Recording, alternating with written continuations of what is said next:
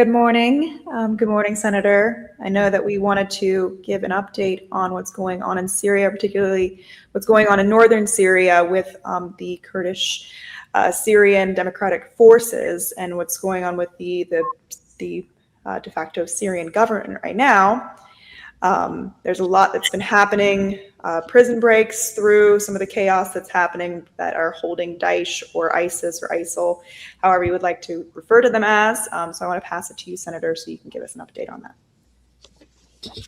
Well, I commented on an article in the Wall Street Journal yesterday, and it dealt with the fact that all of what's happening to the Kurds in Syria, the central government led by this fellow, he calls himself al-Shara now. He was Mohammed al-Julani, a terrorist wanted with a bounty on his head for $10 million by the United States.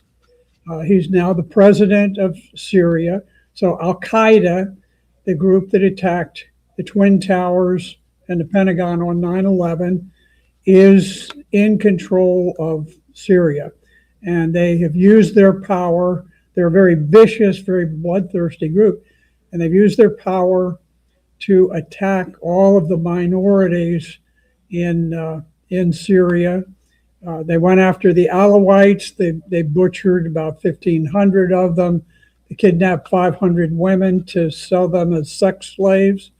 They then attacked the Druze over closer to the Israeli side, and they killed about 1,200 in the initial attack. Also kidnapped women once again. They used women as like you would trade in horses or cattle or something, and it's part of their religious beliefs. And then they subsequently had another attack on the Druze, slaughtered some more. Then they turned their attention to the Kurds, and they had been negotiating with the Kurds and finally decided they're through with that. And they amassed a tremendous armored force, attacked, and they have just been rolling over the Kurds.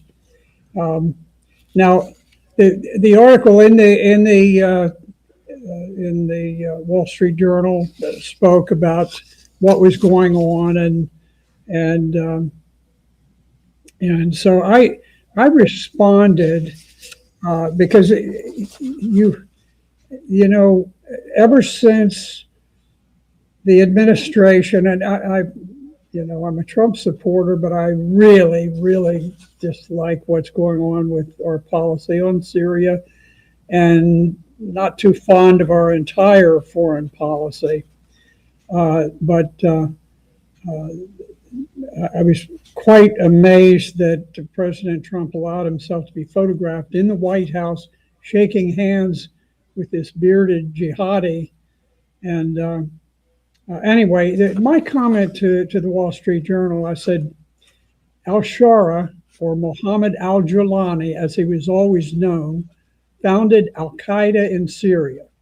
He waged a bloodthirsty campaign of mass rapes and thousands of beheadings. Kurds hoped to stand on the side throughout the war, and they did so tactfully. But by declining to serve as part of President Assad's forces, they weakened Syria, causing it to fall to terrorists of Al-Qaeda and ISIS. Now, the U.S. has lost interest in the grand plan to create a Kurdish homeland. We've kicked them to the curb, and thousands will be slaughtered. I warned their leaders years ago that the U.S. would leave one day and that they would face hostile nations on all three sides. Now that day has come. Syria was once free. Now it is submerging in a sea of blood. Credit the CIA, MI6, Mossad, and Turkish intelligence, MIT. So that was my simple summary of what was going on. For some of our listeners who are relatively new to the foreign policy arena, I've just mentioned that if you go back maybe 7 years ago, um, there was an intense push in all of the mainstream media for this idea that the Kurds deserved a homeland. Mm-hmm. The Kurds, there's something about the Kurds. They deserve to have a land of their own. Now, no one pointed out at the time, that not in the New York Times or the Washington Post or the Wall Street Journal, nobody pointed out that the Kurds are a minority in northern Syria. They just, well, they got to have a homeland. They don't have a homeland. How can you not have a homeland? Well, there are zillions of people who don't have homelands. There are all kinds of minorities. The Vietnamese who came and settled in the United States, they don't have a homeland. They just became Americans. I mean, this is the way the world is. But when in foreign policy, the public doesn't know much of anything except the article that they're reading at the moment. And if you focus their attention on one thing, they will tend to believe it. Mm-hmm. And people did believe it. What happened is there's a great battle in Kobani between the Kurds and ISIS. Now, the Kurds avoided fighting for their own country, for Syria. They just said, well, we're going to stay out of it. And of course, that meant that the other Syrians of various groups had to to shed their blood. Their children had to die on the battlefield defending their country against Al Qaeda and ISIS. And meanwhile, the Kurds just sat back and said, "Hey, look, this is a sweet deal for us. We don't fight with anybody," and that worked very well until ISIS attacked them, and then they had a tremendous battle in a city that they control. It's almost entirely Kurdish. It's a place called Kobani. They fought for 4 months, defending against a siege by ISIS, and ISIS was aided across the border by the Turks. The Turks hate Kurds. Kurds have always been problematic for Turkey, and Turkey can be a very savage place when they are against enemies, particularly people who don't follow their breed of Islam. And so while Turkey was officially neutral, behind the scenes, they were very active in helping ISIS in its battle against the Kurds. Now, the Kurds they fought very valiantly. They fought very effectively.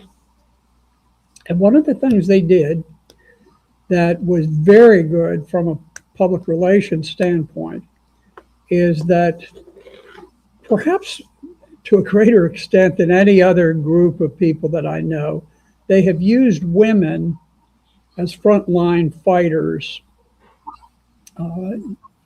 at least in numbers that make the women a credible element of the force.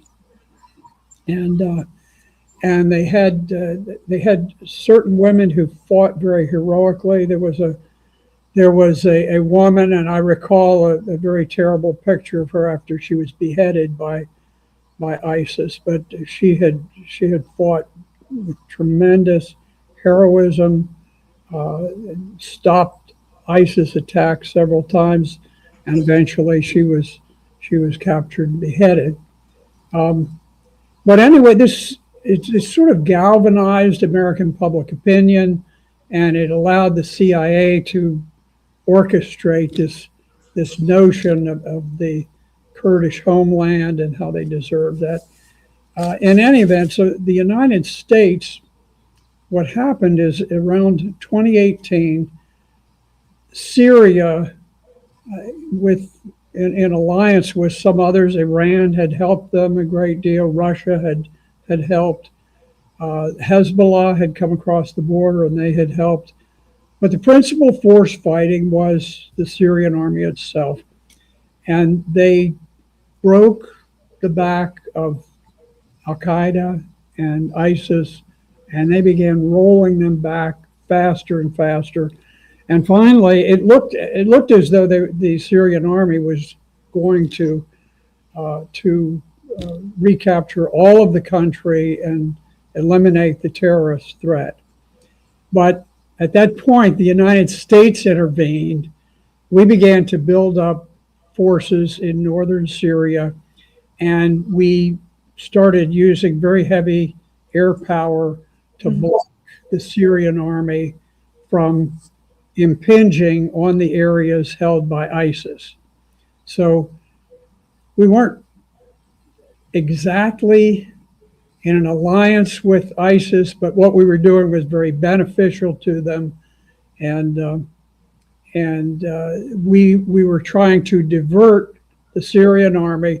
There was sort of a rush from the west to the east up in the northern part, and the Syrian army was rushing to try to get control of the lands that bordered Iraq, and we managed to outrace them, and just through the use of enormous air power.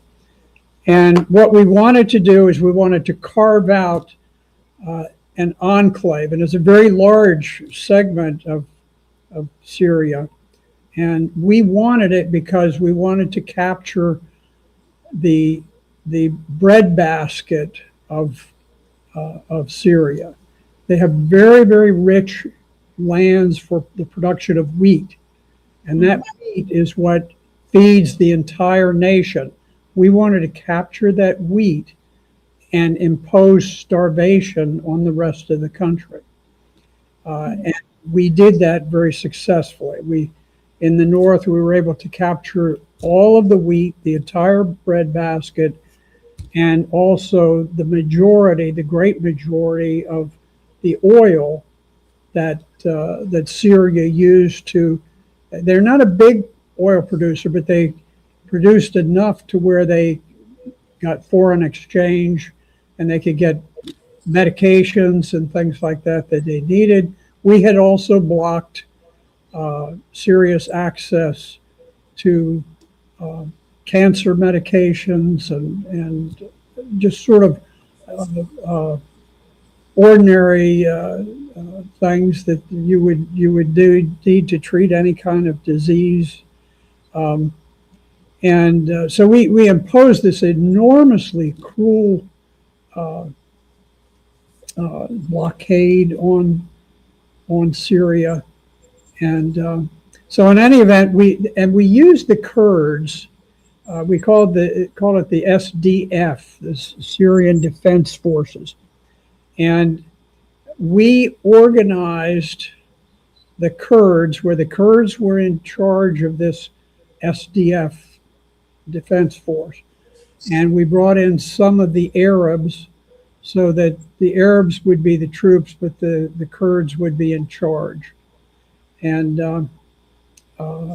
the Arabs who joined, they needed the money and there was nowhere to make money, so they joined the SDF under the Kurds, but they hated the Kurds, and so there's tremendous ethnic tension within this group.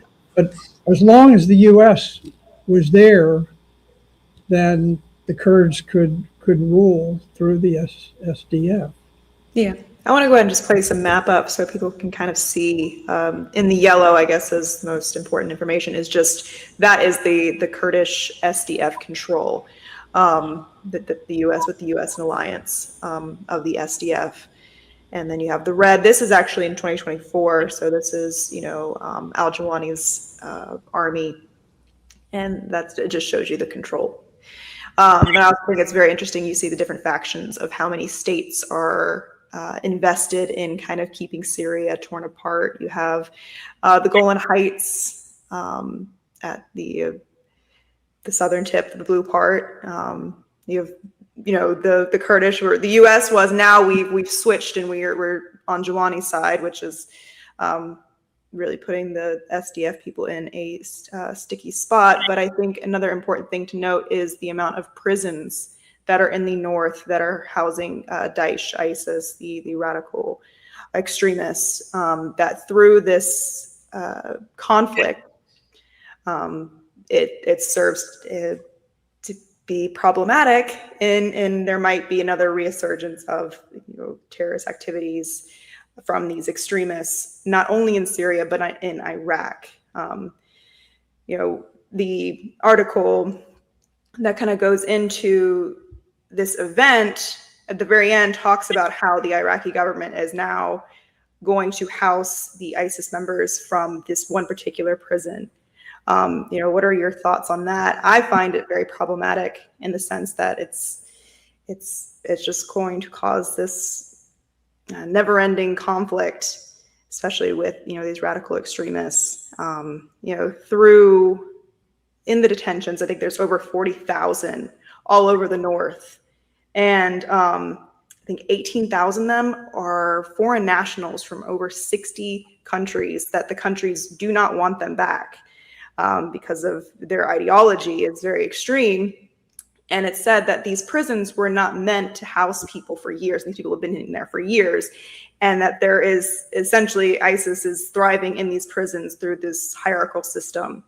So what are your thoughts on that? I think I can play a video shortly going into the events of this particular prison break that I think over 100 Daesh were, they fled.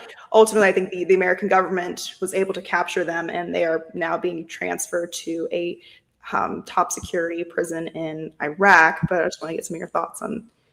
Well, it's very interesting. The United States played a very, very shadowy role in the emergence of ISIS, and we could do a whole show on that. But I'll just say that ISIS exploded out of Iraq and then into Syria, and at one point I think they held about 30% of Syria and 40% of Iraq, and they formed the ISIS Caliphate. And the Caliphate is sort of at the end times in Islam than the original 7th century Islam, the very, very brutal fundamentalist form would emerge. And so this was what they believed was happening. Now, it was very interesting that within Syria, the capital of the caliphate was in Raqqa, out in the desert. We knew exactly where it was. The United States led this coalition. It was called an anti-ISIS coalition, and it had, I don't know what, probably 20 different countries with jet airplanes and all of this stuff. And oddly enough, for 4 years, we never attacked the capital of ISIS. We'd go out and we'd have some little, to do over here in the desert or whatever. But the capital was there, thriving with, tens of thousands of fighters there. Well, at one point we finally decided, okay, we gotta move on from this, because it had horrified the American people when they were seeing what was going on with all the beheadings, crucifixions. They were doing crucifixion, and so one day we just attacked Raqqa, And I mean, we just went in there. We attacked their capital in Iraq, in Mosul. And I mean, we just wiped them out. And the next thing, after a couple of weeks of the bombing, ISIS fled in terror. And the roads leading out of Raqqa, just for miles and miles and miles, there were just lines of cars and trucks and things, everybody fleeing. Now, at that point, and this is in a desert, and very easily, any country that was serious about eliminating this terror threat would have gone and just strafed and bombed and killed everybody who was fleeing. That would have been sort of a natural way to do it. But we took a very mysterious approach. We didn't kill the people. We didn't kill these people who had done the beheadings and the crucifixions, the immolations, burning children alive and things like that. Instead, we took them all into custody. We took them into custody. We took their wives, their children. Everybody's going to be fine in these resettlement camps. And we'll put the Kurds in charge to keep them in. It was very clear that we had future plans for ISIS. The United States has a long history of employing terrorist armies on the ground. We did it against the Soviet Union in Afghanistan. We had an army of 300,000 terrorists, Al-Qaeda terrorists, that the CIA orchestrated and used against the Soviet Union successfully. We eventually pushed the Soviet Union out of Afghanistan using terrorist armies. And I'm not sure that we knew precisely how we were going to use ISIS, but I think the two things we had in mind, number one, was to use them against Iran. We would unleash terror armies into Iran. Number two, we were starting to think about attacking China. And part of our reason for being in Afghanistan is that there is a tiny sliver of land that connects Afghanistan to China in the area that is occupied by the Uyghurs. The Uyghurs are a Turkic, Islamic, very fundamentalist population. They're Chinese, but their real loyalty is to Turkey. And they appear, from time to time, have had very violent uprisings against the Chinese people. And it's important to note during the fall of the Assad government that you had a significant amount of the Uyghur militants popping up to facilitate the overthrow, which I found very interesting. They were just transported there to make sure the job was done, kind of thing. Yeah, we had worked with Turkey, CIA, the whole group, to funnel Uyghur militants out of China through Turkey into Syria, and the purpose was to train them in modern warfare. And so there's about a brigade, and they very, very systematically cycled them in and cycled them out because they wanted to train as many Uyghurs as they could and convey this information into this area of China so that when the time came, we could create an Islamic terrorist uprising against the Chinese people. So this is what's going on. This is the background. And what you can see now is just been announced that we have assembled another big armada to attack Iran. President Trump says he doesn't know what's going to happen, whether something will happen or something won't happen. I think it looks to me like we're going to attack Iran again. Mm-hmm. And so I think it's not just a coincidence that all of a sudden, here's all this movement involving the Kurds. Here's all this movement of ISIS people, and we've arranged to have some of ISIS moved over into Iraq so that they'll be closer to Iran, because the Iraq borders on Iran. So if you move from Syria to Iraq, then the next place is Iran. Mm-hmm. So moving ISIS forces, and we're moving out of Syria into Iraq, closer to Iran.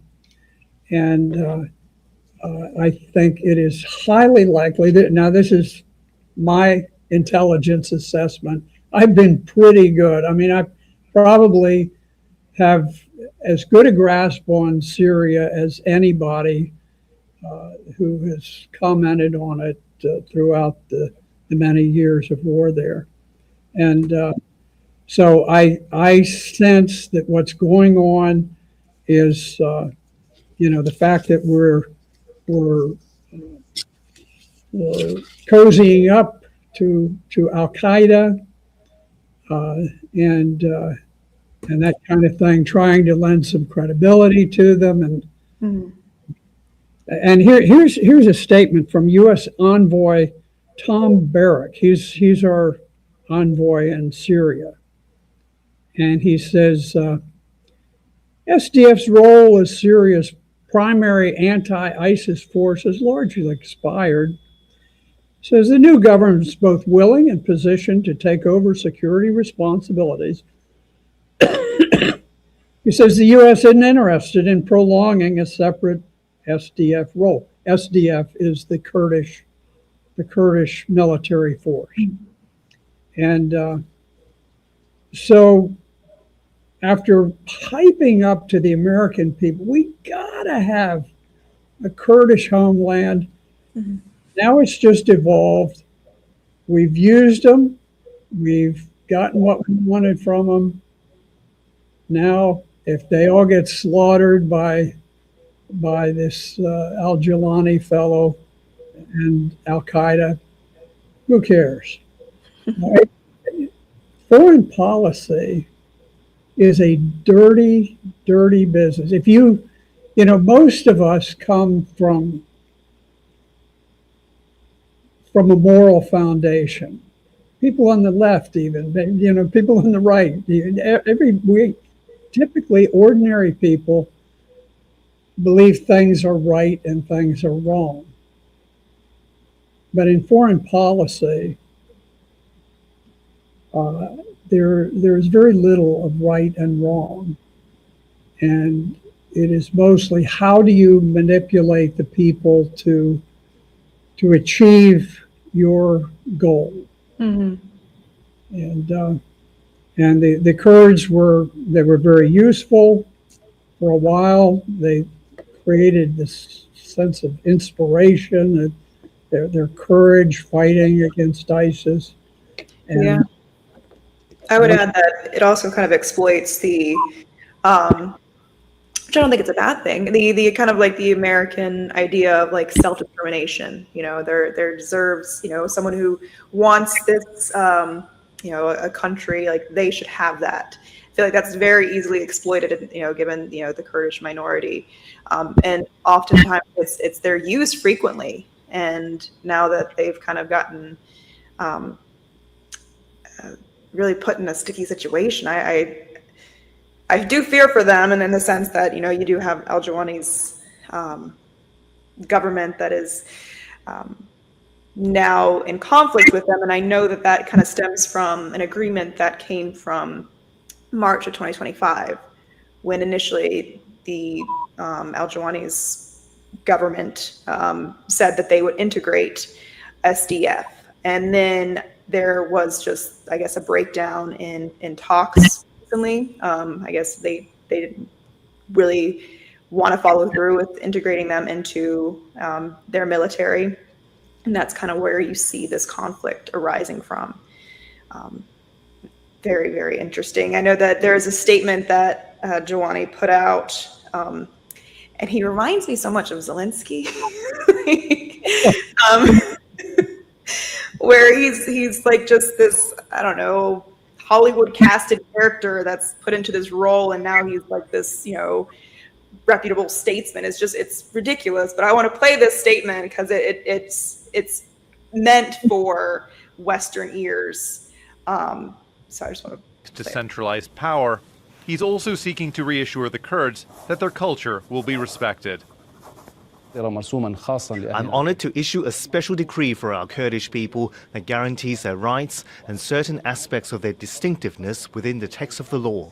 I urge everyone who was forcibly displaced from their land to return safely and securely without any condition or restriction other than laying down arms.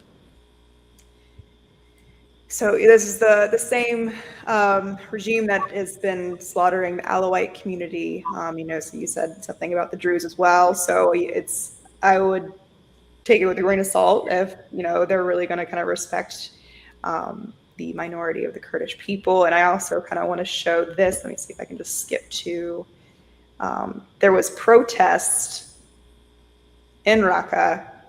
Aren't so sure. These Kurdish protests. Peace again. I tell the world just to wait 2 years for us and see how successful we will be. But others aren't so sure. These Kurdish protesters in Aleppo accuse the government of atrocities. The army took control last week. Several people were killed in the fighting. They fear the government will not respect the rights of minorities. If they truly love the Kurds, and if they sincerely say that the Kurds are an official and fundamental component of Syria, then the rights of the Kurdish people must be recognized in the constitution. Fighting broke out last week when negotiations broke down on integrating the SDF into the Syrian army. Since then, the group has been pushed out of Aleppo and withdrawn east of the Euphrates. The fighting is now happening close to the city of Raqqa, which was hard won during the fight against ISIL. Now let's see if I can pull it up, where they were actually using his face that the State Department used for, I don't know if you see it right there, the, stop this terrorist, that picture. I found that very funny because they're not. It's a great picture. That was, that wasn't put out by some foreign press. That was, what was it, the State Department or the FBI? Mm-hmm. Advertising the $10 million bounty for this guy. And when you look in his face, imagine if you're looking at Adolf Hitler or Joseph Stalin signing some very nice, pleasant document. And the fact that somebody dresses up and puts on a nice suit does not make them nice people. This is a guy who literally oversaw the beheadings of tens of thousands of people, not some quirky thing that happened with some guys that got out of control. Something that was the doctrine of Al-Qaeda, which was you behead the people you conquer. And many POWs, there were incidents where it would be several hundred Syrian soldiers who had been captured after a long siege.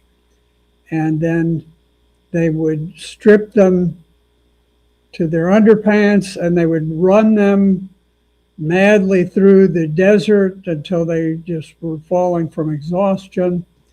And then they would line them up and they would chop off their heads. So here's 300 of them. And you can imagine you're forced to kneel down there.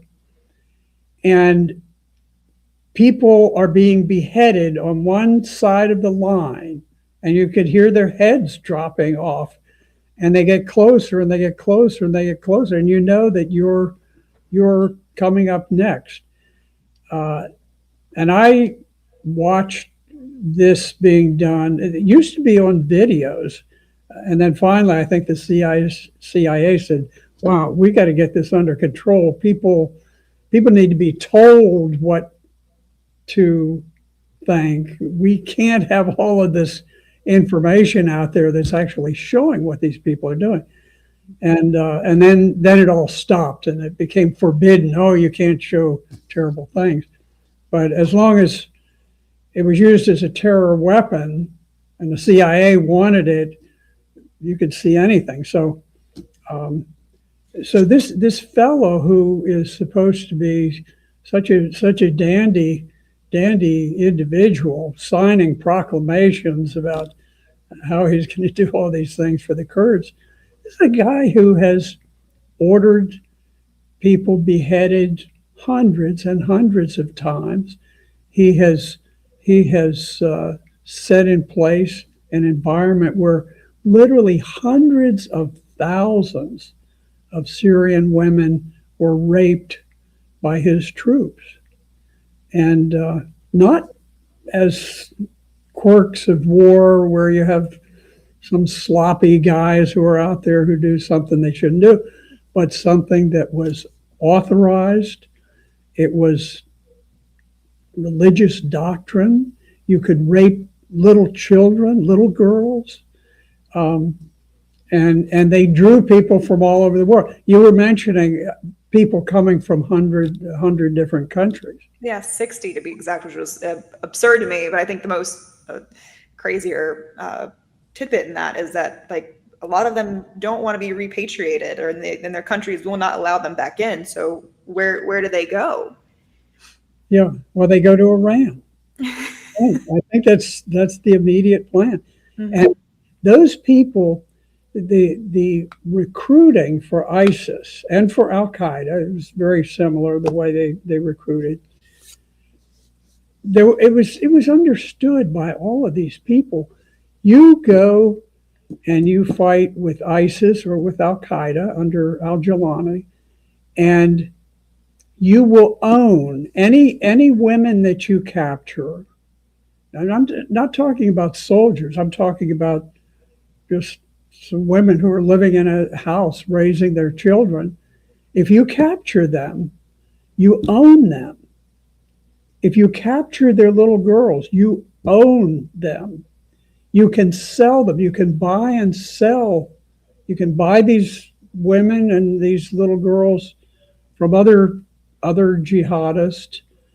And there was one incident, at least. There may have been others, but I recall seeing there was someone who secretly photographed the transactions taking place with the purchase of the women and the little girls.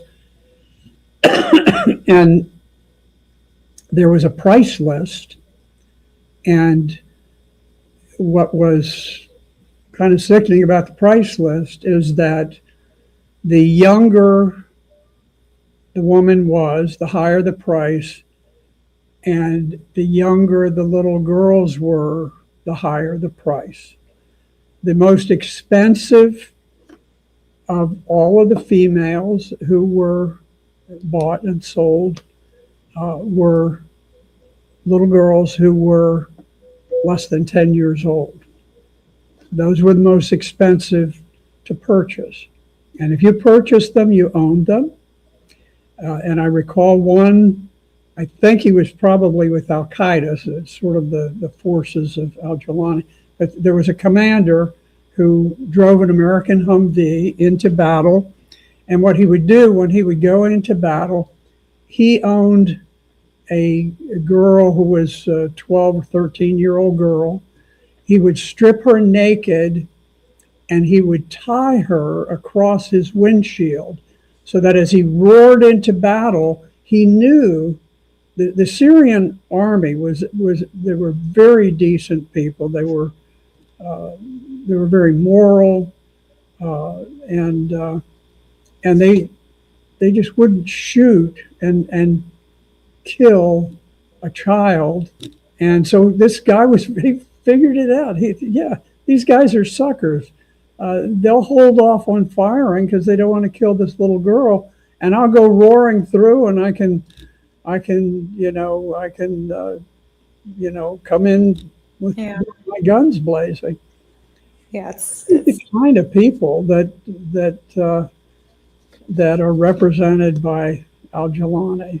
It's hard for Americans to conceive of it because, it's all very quickly whitewashed to where we said nothing to see here, nothing to see. Just imagine that everything is fine.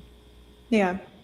Well, I think it's just, important to note that there's going to be much more chaos when this kind of confrontation between the Syrian army now and the SDF. I think we want to do closing statements. Yes, I think I would just say, we'll reconvene next week and we'll find out are we in another war. I'm not sure. Has there been a week where we haven't attacked somebody? I don't know. It's like it's very disheartening. I hoped for better, and it seems like it's been very disappointing. There was New York Times had a poll, and it showed that the GOP voters feel like there's a lack of clear focus on domestic issues. Mm-hmm. And there are enormous domestic challenges that we face. Yeah. I mean, I know this is a bit off topic, and I know we're doing concluding statements, but the the peace board and talking about developing Gaza,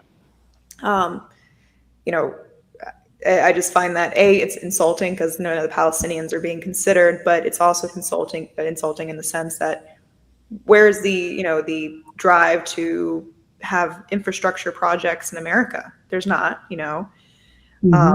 I think that's what Americans truly want. They want to have, things like high-speed rail, like China has, and so they can, commute to work easily. There's so many different things that you could do productively within our own nation that we're truly neglecting both sides of the aisle. And one thing that I found highly insulting was the Board of Peace, and them talking about the building up, Gaza to be this new techno city, and it's going to be so great. And we're not having those conversations about making any of our cities great. I mean, the state of New York it's very bad, and so it just kind of made me think about when. I mean, that's a great point, and really the darker part of it is that this idea, it's going to be built into this glorious, wonderful place. Mm-hmm. The underlying assumption is that at that point, Israel will have exterminated the population of Gaza. Mm-hmm. They're not talking about, well, we're going to have these wonderful places and all of the people of Gaza will sing Hosanna. Look, we're all rich. We've all, we can all be baristas for the tourists, or we can, Mm-hmm. can all open a little hot dog stand. No, the presumption is that all of them are dead. That every man, every woman, every child in Gaza is dead. That's the presumption. Mm-hmm. And then you go ahead and you start off fresh. You start off new. Yeah. So it's, if it works as the Israelis have it planned, it will be perhaps the most thorough ethnic cleansing that we've had since, I don't know, we had the Haitian genocide in our hemisphere, but there have been times, I'm sure, where there have been complete annihilations of people, but But the irony is that for the people of Israel who always are talking about the Holocaust and so forth, by what measure was the Holocaust worse than what they're doing in Gaza? I don't know. I mean, just the air superiority, their ability to, what they're doing right now is blocking mobile homes, so you have children who are freezing to death at night. Yeah. I mean, it's just barbaric, and it's unacceptable. And I think it's imperative on us to not let people forget, because I think that is kind of what they're hoping for, is through the chaos of the world that we'll find a new cause to link onto. But I think with what they've done in Gaza it's reprehensible, and they're going to do it in the West Bank as well. They've already started. But I know that we kind of had a little side tangent on that, and it's always a pleasure talking to you, Senator. But I just want to encourage everybody to tune in next week to focus on the news. Thank you again, Senator, for your expertise. Thank you, Morgan.